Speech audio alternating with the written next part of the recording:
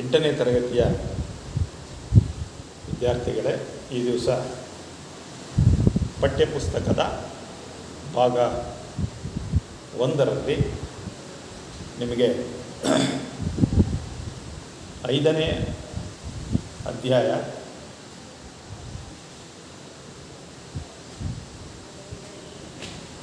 ವರ್ಗ ಮತ್ತು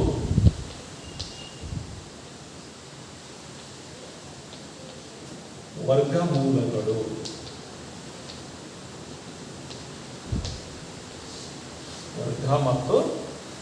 ವರ್ಗಮೂಲಗಳು ಇದ್ರ ಬಗ್ಗೆ ನೀವು ತಿಳ್ಕೊಳ್ಬೇಕು.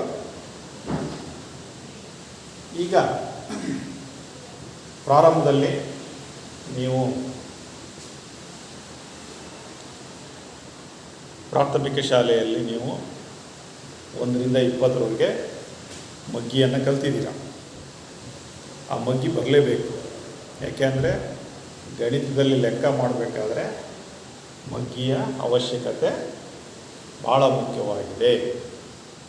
ಮಗ್ಗಿ ಬಂದರೆ ಮಾತ್ರ ನೀವೇನು ಮಾಡ್ಬೋದು, ಲೆಕ್ಕಗಳನ್ನು ಸುಲಭವಾಗಿ ವೇಗವಾಗಿ ತಪ್ಪಿಲ್ಲದೆ ಮಾಡಬಹುದು. ಅರ್ಥ ಆಯ್ತಾ? ಈಗ ಅದಕ್ಕೋಸ್ಕರ ಮಗ್ಗಿಯನ್ನು ಈಗ ನಾವು ಪ್ರಾರಂಭದಲ್ಲಿ ಬರ್ಸಿದ್ದೀವಿ. 1ರಿಂದ 20ರವರೆಗೂ 5 ಸರಿ ಬರ್ಸಿ ಕಲೀಲಿಕ್ಕೂ ಹೇಳಿ ಕೆಲವರಿಗೆ ಕೇಳಿದ್ದೀವಿ. ಹೌದಾ? ಮಗ್ಗಿ ಕಲಿಬೇಕು. ಸರಿ, ಈಗ ನಿಮ್ಮ ಪಠ್ಯಪುಸ್ತಕದ ಭಾಗ 1ರಲ್ಲಿ ವರ್ಗ ಮತ್ತು ವರ್ಗಮೂಲಗಳು ಅನ್ನುವುದು ಆದಾಯ ಇದೆ. ವರ್ಗ ಮತ್ತು ವರ್ಗಮೂಲಗಳು ಎಂಬ ಅಧ್ಯಾಯ ಇದೆ. ಈ ಅಧ್ಯಾಯದಲ್ಲಿ ಫಸ್ಟ್ ನೀವು ವರ್ಗ ಎಂದರೇನು ಅಂತ ತಿಳ್ಕೊಳ್ಬೇಕು. ಫಸ್ಟ್ ನೀವು ವರ್ಗ ಎಂದರೇನು ಅಂತ ಹೇಳಿ ತಿಳ್ಕೊಳ್ಬೇಕು. ಆ ನಂತರ ವರ್ಗಮೂಲ ಕಡೆ ಹೋಗೋಣ. ವರ್ಗಮೂಲ ಎಂದರೇನು, ಹಾಗೆಯೇ ವರ್ಗಮೂಲವನ್ನು, ಒಂದು ಸಂಖ್ಯೆಯ ವರ್ಗವನ್ನು ಯಾವ ರೀತಿ ಕಂಡುಹಿಡಿಯೋದು, ಮತ್ತು ಒಂದು ಸಂಖ್ಯೆಗೆ ವರ್ಗಮೂಲವನ್ನು ಯಾವ ರೀತಿ ಕಂಡುಹಿಡಿಯೋದು ಅಂತ ಹೇಳಿ ಹೇಳ್ಕೊಡ್ತೇನೆ. ನೋಡಿ, ಸ್ಪಷ್ಟವಾಗಿ ಅರ್ಥ ಮಾಡಿಕೊಂಡ್ರೆ ಬಹಳ ಸುಲಭ ಇದೆ. ಅರ್ಥ ಆಯ್ತಾ? ಈಗ ಫಸ್ಟ್ ವರ್ಗ ಎಂದರೇನು ಅಂತ ಹೇಳಿ, ಒಂದು ಸಂಖ್ಯೆಯ ವರ್ಗ ಎಂದರೇನು ಅನ್ನೋದ್ರ ಬಗ್ಗೆ ತಿಳ್ಕೊಳ್ಬೇಕು. ಈಗ ಉದಾಹರಣೆಯೊಂದಿಗೆ ನಾನು ನಿಮಗೆ ಅದನ್ನು ವಿವರಿಸ್ತೇನೆ. ಈಗ ವರ್ಗ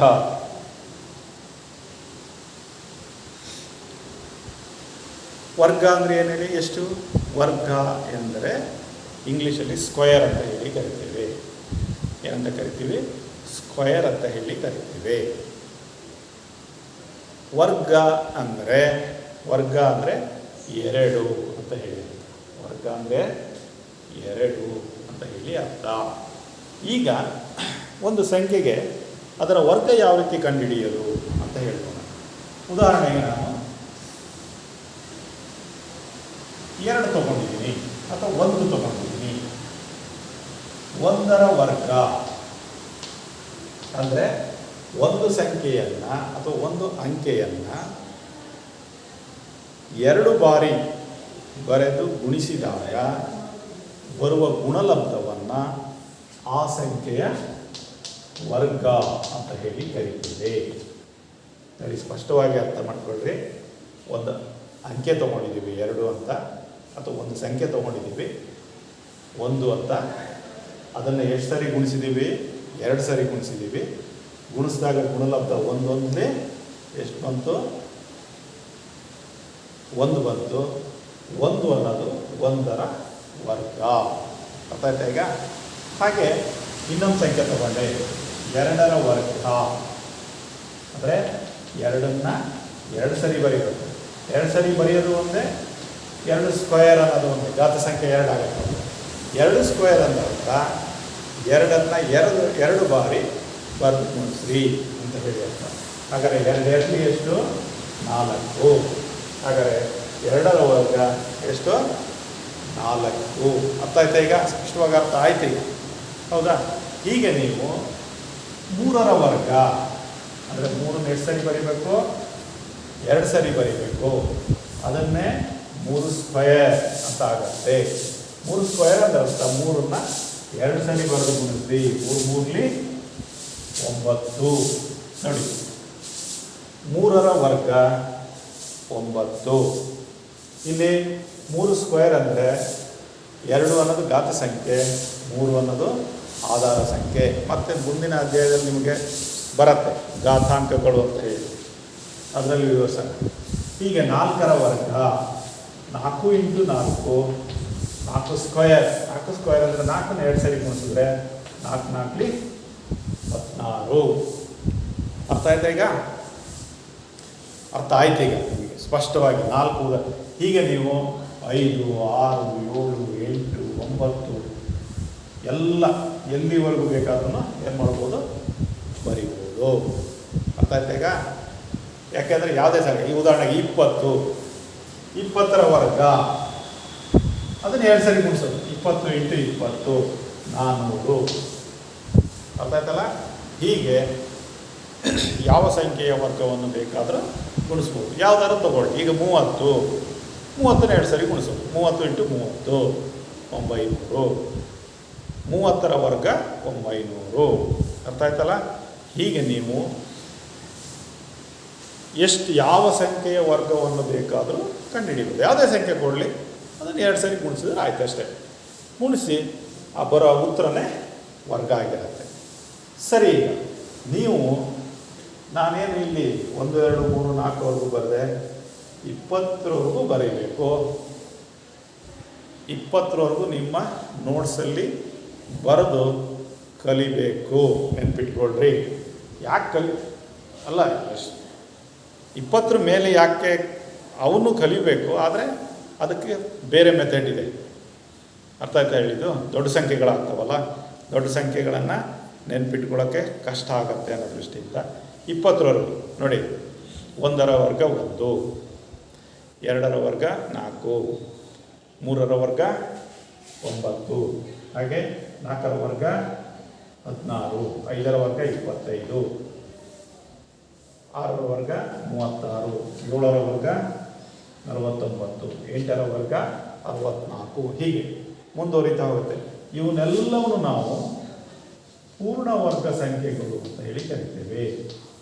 ಪೂರ್ಣವರ್ಗ ಸಂಖ್ಯೆಗಳು ಅಂತ ಹೇಳಿ ಕರಿತೇವೆ. ನೆನ್ಪಿಟ್ಕೊಳ್ರಿ. 1 4 9 16 25 36 49 64 81 100 121 144 169 196 225. ಹೀಗೆ ಇವನ್ನೆಲ್ಲ ನಾವು ಪೂರ್ಣವರ್ಗ ಸಂಖ್ಯೆಗಳು. ಅಂದರೆ ಒಂದು ಸಂಖ್ಯೆಯನ್ನು ತೆಗೆದುಕೊಂಡಾಗ ಅದೇ ಸಂಖ್ಯೆಯಿಂದ ಗುಣಿಸಿದಾಗ ಬರೋ ಉತ್ತರ ಇದೆಯಲ್ಲ, ಅದನ್ನು ಪೂರ್ಣವರ್ಗ ಸಂಖ್ಯೆಗಳು ಅಂತ ಹೇಳಿ ಕರೀತೇವೆ. ಈ 20ರವರೆಗೂ ಕಲ್ತ್ಕೊಂಡಿರ್ಬೇಕು. ಯಾಕಂದರೆ ಗುಣಿಸೋ ಲೆಕ್ಕ ಬಂದಾಗ ಗಣಿತದಲ್ಲಿ 15 15 ಅಂತ ಕೇಳಿದ ತಕ್ಷಣ ನೀವು ಪಟ್ಟಂತ ಉತ್ತರ ಹೇಳಂಗಿರಬೇಕು. ಅರ್ಥ ಆಯ್ತಾ? ಈಗ 1ರ ವರ್ಗ ಅಂದ ತಕ್ಷಣ 1, 4ರ ವರ್ಗ 16, 9ರ ವರ್ಗ 81. ಹೀಗೆ ಫಸ್ಟ್ ಪಟ್ಟ ಕಲ್ತಿರ್ಬೇಕಾದ್ರೆ. ಈಗ ಹೇಗೆ 1 2 3 ಎಷ್ಟು ಬೇಕಾದ್ರೆ ಹೇಳ್ತೀರೋ, ಅದೇ ರೀತಿ ಮಗ್ಗಿ ಹೇಗೆ 20ರವರೆಗೆ ಕಲಿತೀರೋ, ಹಾಗೆಯೇ ಈ ವರ್ಗ ಸಂಖ್ಯೆಗಳನ್ನು ಸಹ ನೀವು ಕಲ್ತ್ಕೊಂಡಿರಬೇಕು. ಅರ್ಥ ಆಯ್ತಾ? ಹೀಗೆ ನೆಕ್ಸ್ಟು ಲೆಕ್ಕ ಮಾಡುವಾಗ ಭಾಳ ಇಂಪಾರ್ಟೆಂಟ್. ಈಗ ಉದಾಹರಣೆಗೆ 18ರ ವರ್ಗ ಅಂದ ತಕ್ಷಣ ಅಯ್ಯೋ ಎಷ್ಟು ಏನು ಅಂತ ಹೇಳಿ ಮೇಲೆ ಕೆಳಗೆ ನೋಡ್ತಾ ಯೋಚನೆ ಮಾಡ್ತಾ ಕೂತ್ರೆ ಲೆಕ್ಕ ಮಾಡಲಿಕ್ಕೆ ಕಷ್ಟ ಆಗತ್ತೆ. ಆಮೇಲೆ 18 × 18ನ ಗುಣಿಸಿ ನೀವು ಲೆಕ್ಕ ಮಾಡಬೇಕು ಅಂದರೆ ಸುಮಾರು ಲೇಟ್ ಆಗುತ್ತೆ. ಅರ್ಥ ಆಯ್ತಾ? ಅದಕ್ಕೆ ಕನಿಷ್ಠ 20ರವರೆಗೂ ನೀವು ಏನು ಮಾಡಬೇಕು? ಕಲ್ತಿರ್ಬೇಕು. ಲೆಕ್ಕ ಮಾಡಲಿಕ್ಕೆ ಸುಲಭ ಆಗತ್ತೆ ಮತ್ತು ವೇಗವಾಗಿ ಲೆಕ್ಕವನ್ನು ಮಾಡ್ಬೋದು. ಸರಿ, ಓಕೆ. ಈಗ ವರ್ಗ ಅಂತ ಗೊತ್ತಾಯಿತು ಅಲ್ವಾ? ನೆಕ್ಸ್ಟ್ ನಾವು ವರ್ಗಮೂಲಗಳನ್ನು ಕಂಡುಹಿಡಿಯೋದು. ವರ್ಗ ಮೂಲಗಳನ್ನು. ಈಗ ನೀವು ಅದಕ್ಕಿಂತ ಮೊದಲು ವರ್ಗಮೂಲದ ಚಿಹ್ನೆ ನೋಡಿ, ಇದು ವರ್ಗಮೂಲದ ಚಿಹ್ನೆ, ನೆನಪಿಟ್ಕೊಳ್ಬೇಕು. ವರ್ಗಮೂಲದ ಚಿಹ್ನೆ ಇದನ್ನು ನೀವು ವರ್ಗಮೂಲದ ಚಿಹ್ನೆ ಪ್ರತಿಯೊಂದು ಲೆಕ್ಕ ಮಾಡುವಾಗ ಬೇಕಾಗತ್ತೆ. ಇಲ್ಲಿ ಬರಿತೀನಿ ನಾನು, ಅವಾಗ ಗೊತ್ತಾಗತ್ತೆ. ಇದಕ್ಕೆ ವರ್ಗಮೂಲದ ಚಿಹ್ನೆ ಅಂತ ಕರಿತೀವಿ. ಇಂಗ್ಲೀಷಲ್ಲಿ ಸ್ಕ್ವಯರ್ ರೂಟ್. ಸ್ಕ್ವಯರ್ ಅಂದರೆ ವರ್ಗ, ಸ್ಕ್ವಯರ್ ರೂಟ್ ಅಂದರೆ ವರ್ಗಮೂಲ. ಈ ರೀತಿ ಬರೆದು ನಾವು ವರ್ಗದ ಮೂಲದ ಚಿಹ್ನೆ ಅಂತ ಕರಿತೀವಿ. ಈಗ ವರ್ಗಮೂಲ, ಈ ಏನು ಪೂರ್ಣವರ್ಗ ಸಂಖ್ಯೆಗಳಿಗೆ ವರ್ಗಮೂಲವನ್ನು ಕಂಡುಹಿಡಿಯಬೇಕು. ನೋಡಿ, ಸ್ಕ್ವೇರ್ ರೂಟ್ ಆಫ್ 1 ಅಂತ ಹೀಗೆ ಬರೆದರೆ ಇದರ ಅರ್ಥ 1ರ ವರ್ಗಮೂಲ ಎಷ್ಟು ಅಂತ. 1ರ ವರ್ಗಮೂಲ ಎಷ್ಟು ಅಂತ ಹೇಳಿ ಅದು ಪ್ರಶ್ನೆ ಹಾಕತ್ತೆ ನಮಗೆ. ಸ್ಕ್ವೇರ್ ರೂಟ್ ಆಫ್ 1 ಅಂತ ಬರೆದ ತಕ್ಷಣ ಅದು ಏನು ಹೇಳುತ್ತೆ ಅಂದರೆ 1ರ ವರ್ಗಮೂಲ ಬರೆಯಿರಿ ಅಂತ ಹೇಳುತ್ತೆ. ಸರಿ, ನಾವು ಬರೆದ್ರೆ 1ರ ವರ್ಗಮೂಲ 1. ಅದೇ ರೀತಿ 4ರ ವರ್ಗಮೂಲ ಎಷ್ಟು ಅಂತ ಬರುತ್ತೆ. ಇದೇ ಪೂರ್ಣವರ್ಗ ಸಂಖ್ಯೆ. ಆದರೆ 2 ನೋಡಿ, ಇದು ವಾಪಸ್ 2 2 4, 2ರ ವರ್ಗ 4, 4ರ ವರ್ಗಮೂಲ 2. ಅದೇ ರೀತಿ ನೆಕ್ಸ್ಟ್ 9, 9ರ ವರ್ಗಮೂಲ 3, 3 3 9, 16ರ ವರ್ಗಮೂಲ 4. ಹೀಗೆ ಈಗ 225ರ ವರ್ಗಮೂಲ 15, ಸ್ಕ್ವೇರ್ ರೂಟ್ ಆಫ್ 225. ನೆಕ್ಸ್ಟ್ ಅದೇ ರೀತಿ 17ರ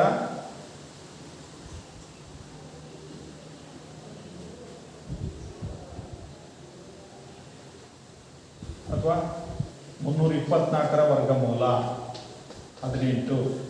ಹೀಗೆ 400ರ ವರ್ಗಮೂಲ 20. ನೀವೀಗ ವರ್ಗಮೂಲನೂ ಗೊತ್ತಾಯಿತು, ವರ್ಗನೂ ಗೊತ್ತಾಯಿತು.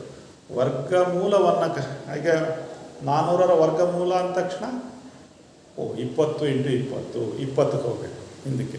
ನೋಡಿ, 20ರ ವರ್ಗ 20 × 20 400. 400ರ ವರ್ಗಮೂಲ ಹಿಂದಕ್ಕೆ ಬರಬೇಕು 20. ಅದೇ ರೀತಿ 12ರ ವರ್ಗ 12 × 12 ಎಷ್ಟಾಗುತ್ತೆ? 144. 144ರ ವರ್ಗಮೂಲ 12. ಈ ರೀತಿ ನೀವು 20ರವರೆಗೆ ಎಲ್ಲ ಸಂಖ್ಯೆಗಳ ವರ್ಗವನ್ನು ಕಲ್ತ್ಕೊಂಡಿರಬೇಕು. 20ರ ಮೇಲೂ ಕಲಿಬೇಕು. ಆದರೆ ಅದನ್ನು ಬೇರೆ ದೊಡ್ಡ ಸಂಖ್ಯೆ ಆದ್ದರಿಂದ ಏನು ಮಾಡ್ತೀನಿ, ವರ್ಗಮೂಲವನ್ನು ಸಹ ನೀವು 400ರವರೆಗೆ ಪಟ್ಟ ಹೇಳಂಗೆ ಇರಬೇಕು. ಉದಾಹರಣೆಗೆ 256ರ ವರ್ಗಮೂಲ ಎಷ್ಟು ಅಂದ ತಕ್ಷಣ ಯೋಚನೆ ಮಾಡ್ತಾ ಕೂರಬಾರ್ದು, 16 ಅಂತ ಹೇಳಬೇಕು. ಹೀಗೆ ಅದಕ್ಕೆ ಹೇಳಿದ್ದು, ಮಗ್ಗಿ ಯಾವ ರೀತಿ ಕಲಿತೀರಾ ಅದೇ ರೀತಿ ಏನು ಮಾಡಬೇಕು,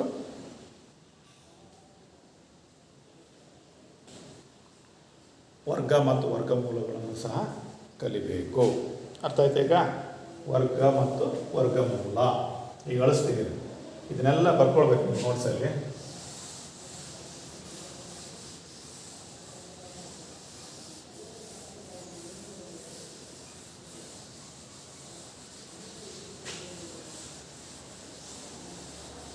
ನೋಡಿ, ಇದು ಸ್ಕ್ವೇರ್ ರೂಟ್ ವರ್ಗಮೂಲದ ಚಿಹ್ನೆ.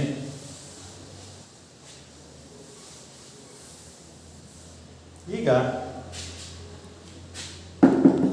ನಾನು ಹೇಳಿದೆ ನಿಮಗೆ ವರ್ಗವನ್ನು ಎಲ್ಲಿವರೆಗೂ ಕಲೀರಿ ಅಂದರೆ 20ರವರೆಗೂ ಕಲೀರಿ ಅಂತ ಹೇಳಿದೆ. ಯಾಕೆಂದರೆ ಸಣ್ಣ ಸಂಖ್ಯೆಗಳವೆಲ್ಲ 20ರವರೆಗೂ. ಈಗ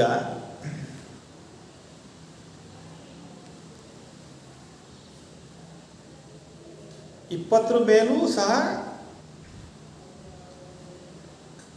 ಕಲಿಬೇಕು. ಅಂದರೆ ಕಂಡುಹಿಡಿಯೋದು ಗೊತ್ತಿರಬೇಕಷ್ಟೇ. 20ರ ಮೇಲೆ ಅಂದರೆ ದೊಡ್ಡ ಸಂಖ್ಯೆ ಆಗ್ತಾವಲ್ಲ, ಹಾಗಾಗಿ ಈಗ ಉದಾಹರಣೆಗೆ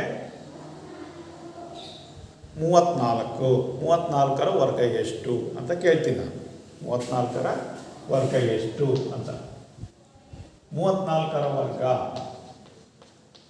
ಡ್ಯಾಶ್ ಅಂತ ಕೇಳ್ತೀನಿ. ಅವಾಗ ನೀವೇನು ಮಾಡಬೇಕು, 34 ಇಂಟು 34 34 ತಕ್ಷಣ ಹೇಳಕ್ಕೆ ಬರಲ್ಲ.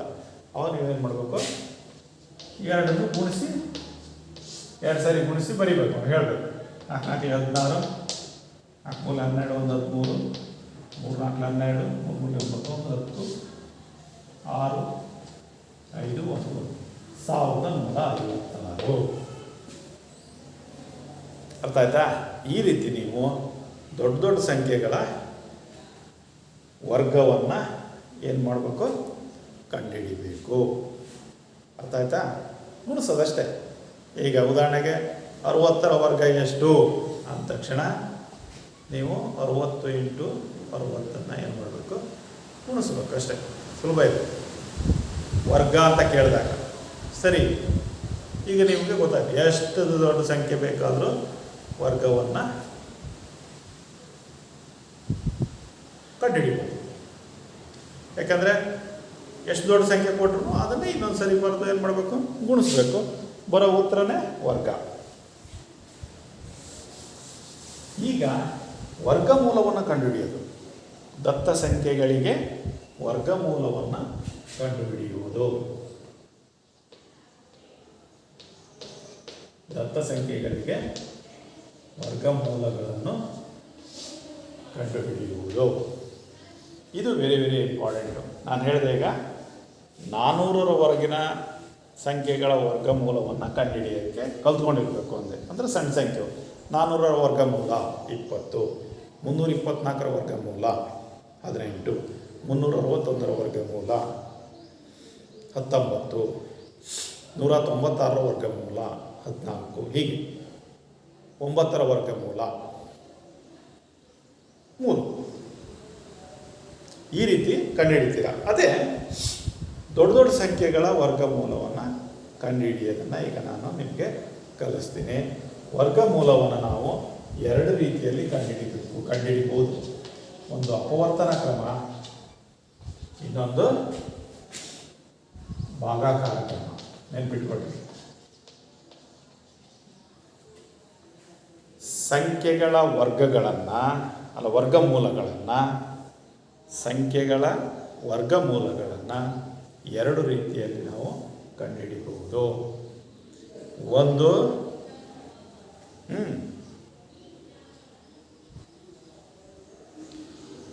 ಒಂದು ಅಪವರ್ತನ ಕ್ರಮ, ಇನ್ನೊಂದು ಭಾಗಾಕಾರ ಕ್ರಮ. ಒಂದು ಅಪವರ್ತನ ಕ್ರಮ, ಇನ್ನೊಂದು ಭಾಗಾಕಾರ ಕ್ರಮ. ಈಗ 2ರಲ್ಲೂ ನಾನು 2 ಕ್ರಮದಲ್ಲೂ ಒಂದೊಂದು ಲೆಕ್ಕಗಳನ್ನು ಹೇಳಿಕೊಡ್ತೀನಿ ನಿಮಗೆ. ಈಗ ಸಣ್ಣ ಸಂಖ್ಯೆಗೆ ಹೋಗೋಣ. ಉದಾಹರಣೆಗೆ 324ರ ಇದನ್ನು ಹೇಳ್ಕೊಡ್ತೀನಿ. ನಿಮಗೆ ಗೊತ್ತಿದೆ 324ರ ವರ್ಗಮೂಲ ಎಷ್ಟು ಅಂತ. ಈಗ ಕೇಳ್ತಾರೆ, square root of 324 equals dash. Square root of 324 equals dash ಅಂತ ಕೇಳ್ತಾರೆ. ಅದರ ಅರ್ಥ 324ರ ವರ್ಗಮೂಲವನ್ನು ಅಪವರ್ತನ ಕ್ರಮದಲ್ಲಿ ಕಂಡುಹಿಡಿಯಿರಿ. ಅಪವರ್ತನ ಕ್ರಮದಲ್ಲಿ ಕಂಡುಹಿಡಿಯಿರಿ ಅಂತ ಕೇಳಿದರೆ ಯಾವ ಕ್ರಮದಲ್ಲಿ ಬೇಕಾದ್ರೂ ಕೇಳ್ಬೋದು. ನಾನು ಮೊದಲೇ ಅಪವರ್ತನ ಕ್ರಮದಲ್ಲಿ ಕಂಡುಹಿಡಿಯಿರಿ ಅಂದರೆ ಈಗ ಹೇಳ್ಕೊಡ್ತೀನಿ. ಇದಾದಮೇಲೆ ಭಾಗಾಕಾರ ಕ್ರಮದಲ್ಲಿ ಕಂಡುಹಿಡಿಯಿರಿ ಅಂದಾಗ ಅವಾಗ ಕಂಡುಹಿಡಿಬೇಕು. ಓಕೆ, ಈಗ 324ರ ವರ್ಗಮೂಲ. ಉದಾಹರಣೆಗೆ ಕೊನೆಯ ಸಂಖ್ಯೆ 4 ಅಂತ ಇದೆ. ನೆನ್ಪಿಟ್ಕೊಳ್ರಿ. ನೋಡಿ, ಒಂದು ಹೇಗೆ ಕಂಡುಹಿಡಿಯೋದು ಅನ್ನೋದನ್ನು. ಈಗ 324 ಒಂದು ಸಂಖ್ಯೆ ಕೊಟ್ಟಿದ್ದಾರೆ. ಕ್ಲೀನಾಗಿ ಅರ್ಥ ಮಾಡಿಕೊಡ್ರಿ, ಭಾಳ ಸುಲಭ ಇರುತ್ತೆ. 324 ಬಿಡಿ ಸ್ಥಾನದಲ್ಲಿ ಯಾವ ಅಂಕೆ ಇದೆ?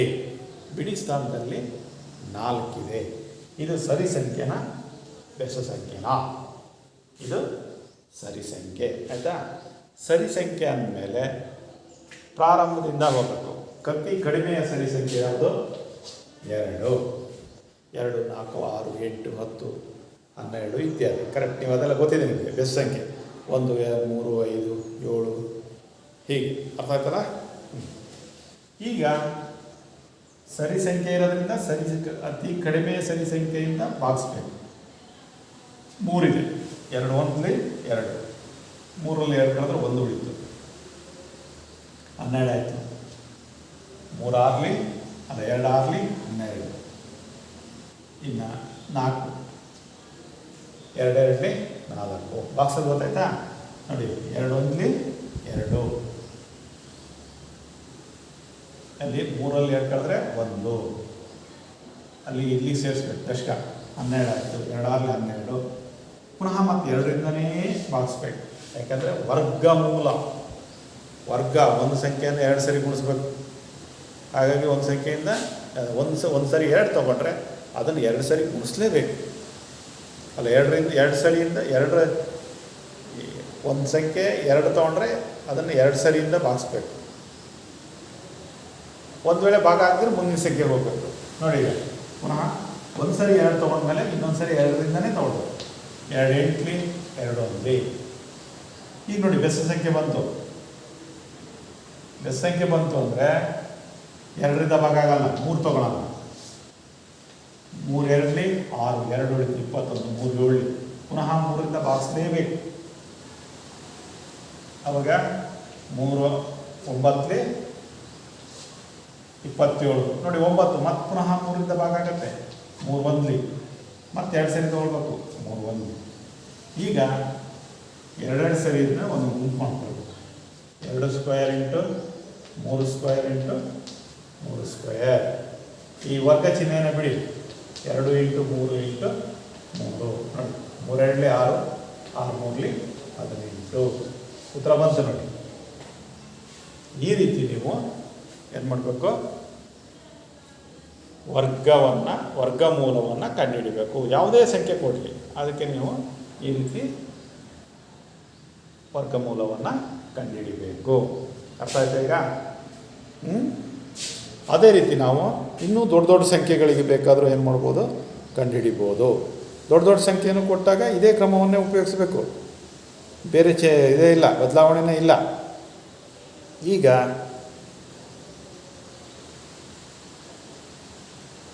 ನೋಡೋಣ, ಇನ್ನು ದೊಡ್ಡ ಸಂಖ್ಯೆ ಒಂದು ಮಾಡೋಣ. 7056 ಇದೆ. ಎಷ್ಟಿದೆ? 7056. ದೊಡ್ಡ ಸಂಖ್ಯೆ ಕಂಡುಹಿಡಿಯೋಣ. ಈಗ ನೋಡಿ, ಸ್ಕ್ವೇರ್ ರೂಟ್ ಆಫ್ 7056 ಅಪವರ್ತನ ಕ್ರಮದಲ್ಲಿ ಕಂಡುಹಿಡಿಯಿರಿ ಅಂತ ಕೇಳ್ತಾರೆ.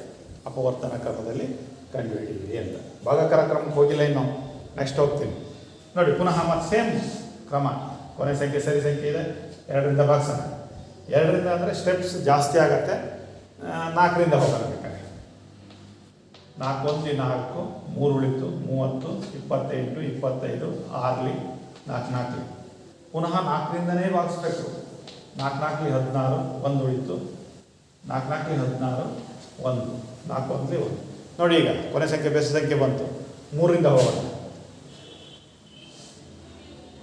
3 1 3, 1 ಉಳಿತು 14, 3 2 3 4 12, 2 ಉಳಿತು 27 7. ಪುನಃ 3ರಿಂದನೇ 3 1 3, 4 ಉಳಿತು. 4 3 1 ದಶಕ 14 ಅಂದರೆ 3 4 2 ಉಳಿತು 21, 3 21. ಪುನಃ 3ರಿಂದ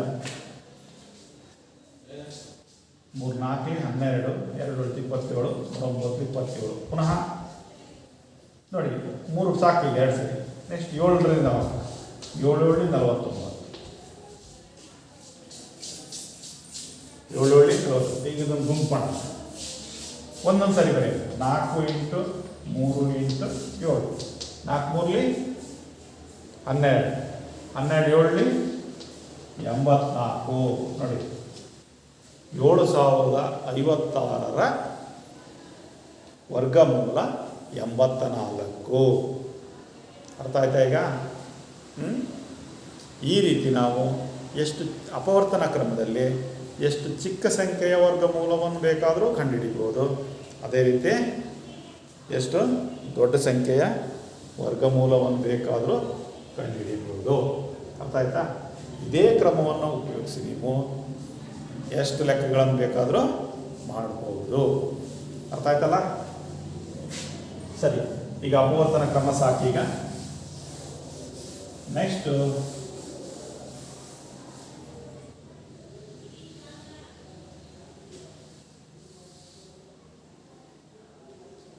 ಭಾಗಾಕಾರ ಕ್ರಮಕ್ಕೆ ಹೋಗೋಣ. ಇದು ಬರ್ಕೊಳ್ರಿ. ಆಮೇಲೆ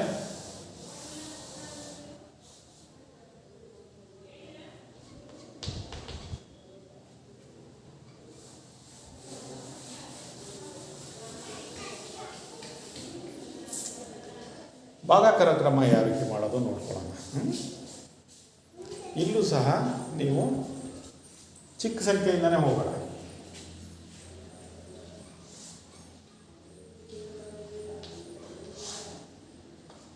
ಇನ್ನೂರ 89 ಅಂತಿದೆ. ಎಷ್ಟಿದೆ? 289. ಇದು ನೋಡಿ, ಇದು ಅಷ್ಟೇ ಅರ್ಥ ಮಾಡಿಕೊಂಡ್ರೆ ಭಾಳ ಸುಲಭ. ಇದರ ವರ್ಗಮೂಲವನ್ನು ಕಂಡುಹಿಡಿಯಿರಿ. ಭಾಗಾಕಾರ ಕ್ರಮದಲ್ಲಿ ಕಂಡುಹಿಡಿಯಿರಿ. ಅಪವರ್ತನ ಆಯ್ತು. ಈಗ ನೆಕ್ಸ್ಟ್ ಭಾಗಾಕಾರ ಕ್ರಮದಲ್ಲಿ ಇಲ್ಲಿ ಏನು ಮಾಡಬೇಕು ಅಂದರೆ 289 ಅನ್ನೋದು ಒಂದು ಸಂಖ್ಯೆ. ಆ ಸಂಖ್ಯೆಯಲ್ಲಿ ಎಷ್ಟು ಅಂಕೆಗಳಿವೆ ಫಸ್ಟ್ ನೋಡಬೇಕು. ಎಷ್ಟು ಅಂಕೆಗಳಿದ್ದಾವೆ? 1 2 3. ಕರೆಕ್ಟಾ? 3 ಇದ್ದ ಮೇಲೆ ನೀವೇನು ಮಾಡಬೇಕು ಅಂದರೆ ನೋಡಿ, ಎಡಗಡೆಯಿಂದ ಬಲಭಾಗಕ್ಕೆ ಫಸ್ಟಿನ 2 ಒಂದು ಗುಂಪು, ಇದು ಒಂದೇ ಒಂದು ಗುಂಪು ಆಗುತ್ತೆ. 2 ಅಂಕೆನ ಒಂದೊಂದು ಗುಂಪು ಮಾಡ್ಕೊಳ್ಬೇಕು. ನೆನ್ಪಿಟ್ಕೊಳ್ರಿ, ಅಪವರ್ತನ ಕ್ರಮಕ್ಕೂ ಇದಕ್ಕೂ ಭಾಳ ವ್ಯತ್ಯಾಸ ಇದೆ. ಅದರ ಮೆಥಡೇ ಬೇರೆ, ಇದ್ರ ಮೆಥಡೇ ಬೇರೆ. ನಿಮಗೆ ಯಾವುದು ಕೇಳ್ತಾರೆ ಅದರಲ್ಲಿ ಮಾಡಬೇಕು. ಅಪವರ್ತನ ಕೇಳಿದ್ರೆ ಅಪವರ್ತನ ಕ್ರಮದಲ್ಲೇ ಮಾಡಬೇಕು. ಇದು ಭಾಗಾಕಾರ. ನೋಡಿ, 3 ಅಂಕೆ ಇದ್ದಾವೆ. ಆ ಕಡೆಯಿಂದ ಎಡಗಡೆಯಿಂದ ಬಲಭಾಗದಿಂದ ಎಡಭಾಗಕ್ಕೆ ಬರಬೇಕು. ಇಲ್ಲಿ 82 ಅಂಕೆನ ಒಂದೊಂದು ಗುಂಪು ಮಾಡಬೇಕು. 81 ಒಂದು ಗುಂಪು, ಒಂದು. ಈಗ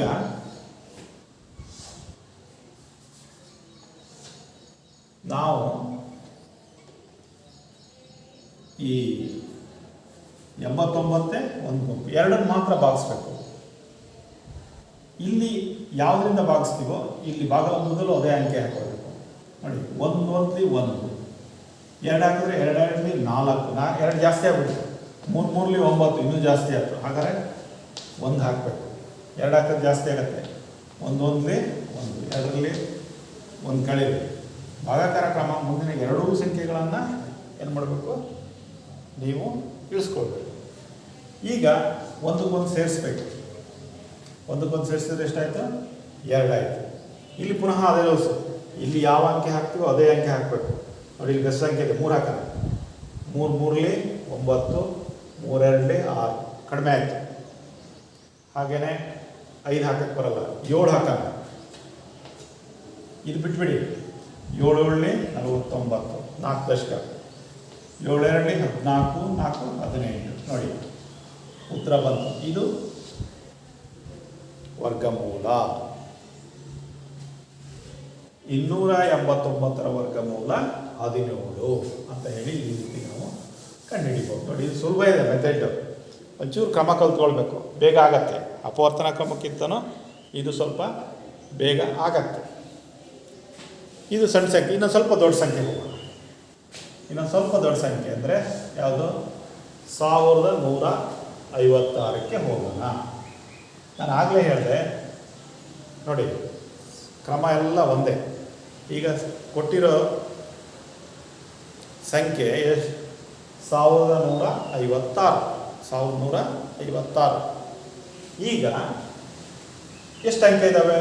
2 ಅಂಕೆ ಇದ್ದಾವೆ. 2 ಅಂಕೆನ ಒಂದೊಂದು ಗುಂಪು ಮಾಡಿಕೊಡು. 4 ಇದ್ದಾವೆ, 2 2, 3 ಇತ್ತು, 2 1, 2 2 ಒಂದು ಗುಂಪು ಮಾಡಬಾ.